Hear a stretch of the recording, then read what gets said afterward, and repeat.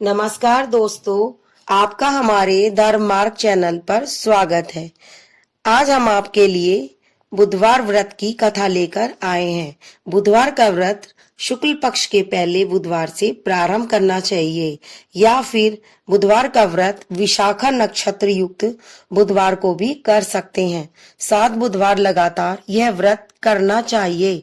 इसमें एक ही समय भोजन करने का विधान है। हरे रंग के वस्त्र धारण करना अति उत्तम रहता है। बुधवार व्रत कथा। बहुत समय पहले की बात है कि एक साहूकार का नया नया विवाह हुआ था। उसकी पत्नी मायके गई हुई थी। नया नया विवाह था, नई नई उमंग थी। साहूकार का परिवार भी कुछ खास बड़ा नहीं था। जो रिश्तेदार थे उनके घर बहुत दूर थे। अब साहूकार को अकेलापन खाए जा रहा था। उससे रहा न गया और साहूकार जा पहुंचा अपनी ससुराल। साहूकार की बड़ी आव भगत हुई, लेकिन ससुराल में तो अपनी पत्नी से खुलकर बात करना दूर, सूरत देखना तक मुश्किल हो रहा था। अगले ही दिन साहूकार ने कह दिया कि विदाई की तैयारी कर लीजिए, हमें चलना है। अब संयोगवश वह दिन था बुधवार का। सास ससुर ने समझाने का प्रयास किया कि बेटा, आज बुधवार का दिन है, इस दिन बेटी की विदाई नहीं करने का रिवाज है।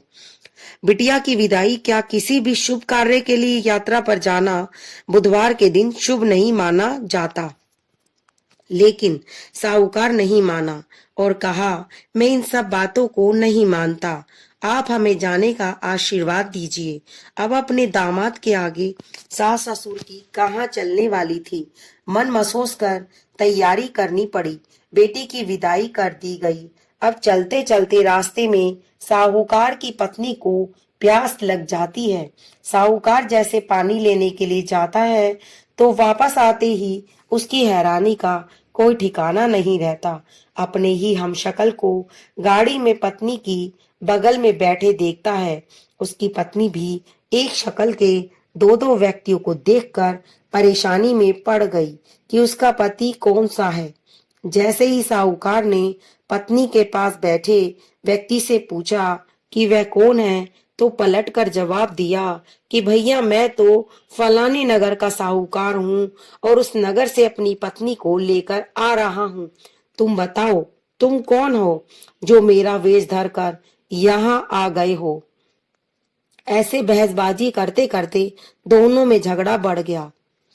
झगड़े को देखते हुए राज्य के सिपाही वहां आ पहुंचे और साहूकार को पकड़ लिया गया। अब सिपाही भी चक्कर में कि दोनों की शक्ल तो एक समान है। उन्होंने साहूकार की पत्नी से पूछा कि उसका पति इनमें से कौन सा है, वे बेचारी क्या करती।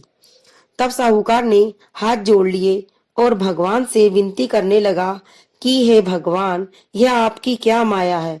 तभी आकाशवाणी हुई कि मूर्ख, याद कर, कुछ देर पहले ही तूने अपने सास ससुर की आज्ञा का न मानकर भगवान बुद्ध का अपमान किया और बुधवार के दिन तू अपनी पत्नी को लेकर चल पड़ा, जबकि तुझे इस दिन गमन नहीं करना चाहिए था। यह स्वयं बुद्ध देव है जो तुम्हें सबक सिखाने के लिए तुम्हारे वेश में है।